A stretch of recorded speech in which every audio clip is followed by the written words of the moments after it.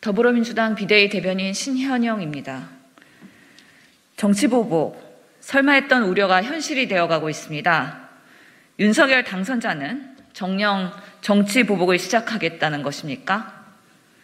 윤석열 인수위가 어제 각 부처에 문재인 정부에서 생산한 문서를 무단 파기하지 말도록 공문을 내려보냈다고 합니다. 지난 대선 당시에 정치보복을 예고했던 윤석열 당선자가 문재인 정부를 적폐로 몰아 없는 죄를 만들기 위한 사전 정지 작업을 하려는 의도로 간주할 수밖에 없습니다. 보복 같은 것은 생각해 본 적도 하지도 않을 것이라는 말이 그저 국민을 현혹시키기 위한 말이었습니까? 문재인 대통령과 회동하며 국민 통합을 이루고 순조로운 정권 이양을 약속한 것이 엊그제입니다. 그런데 이틀 만에 보복 수사의 칼날을 빼들려 하고 있으니 참담함을 금할 수가 없습니다. 더욱이 3년 만에 캐비넷에서 끄집어내 산자부와 산하기관을 압수수색하는 검찰이나 복지부 산하 임원들에 대해 블랙리스트 작성을 요구하는 국민의힘 행태를 보면 참으로 걱정스럽습니다.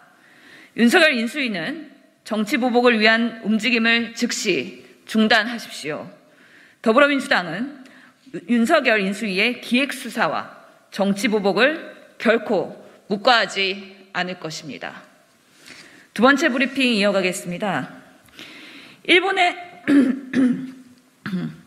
일본의 역사 교과서 왜곡 문제에 대해 윤석열 당선인은 아직 당선인 입장이라 개별적인 외교 사안에 대한 입장 표명은 부적절하다라고 밝혔습니다. 또한 올바른 역사인식을 바탕으로 양국이 미래지향적 발전 관계를 위해 앞으로 본격적인 논의를 진행하자는 것이 일관된 대일 메시지라고 덧붙였습니다. 어제 오늘 일이 아닌 일본의 역사 왜곡, 이에 대한 당선인이라 입장 표면이 부적절하다는 것이 윤 당선인의 입장인데 도무지 이해할 수가 없습니다. 전 국민이 분노하는 일본의 역사 왜곡에 대해 대한민국 국민이라면 누구나 입장을 밝힐 수 있어야 합니다.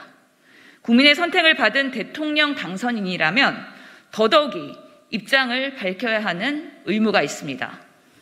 역사를 바로 보지 못한다면 미래로 나아갈 수 없습니다. 명백한 역사 왜곡에 대해 어물쩍 넘어가는 것이 미래지향적 발전 관계입니까? 이에 윤석열 당선인에게 올바른 역사 인식이란 무엇인지 구체적으로 밝혀주실 것을 요구합니다. 이상입니다.